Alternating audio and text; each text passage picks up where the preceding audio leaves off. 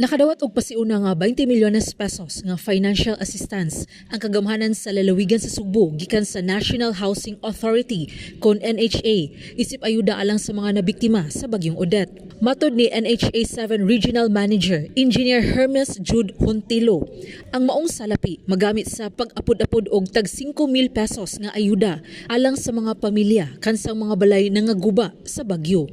After Odette dayon gi-instructan nita sa presidente including NHA nga mohatag dag assistance before the new year.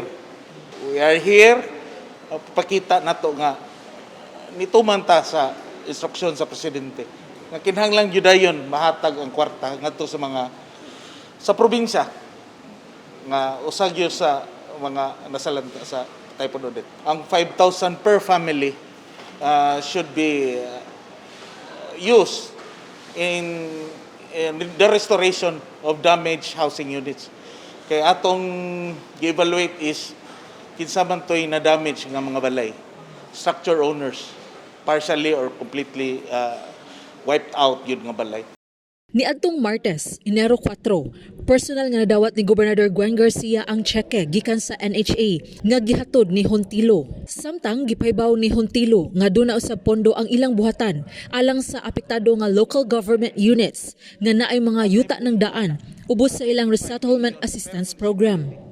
Alang sa mga syudad, hangtod sa 50 milyones pesos ang mahatag sa NHA, samtang 25 milyones pesos sa matag lungsod.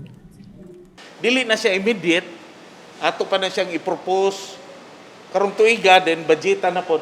We're seeing this, aside from the EHAP, we're seeing this. Kaning kung naay mga kay regular program dyan po na namo, kanang resettlement assistance. Kung naali yuta ang mga LGUs, natay pwede tabang o pa land development and housing construction. 25 million. Sheila Gravinez, Balita sa Sugbo.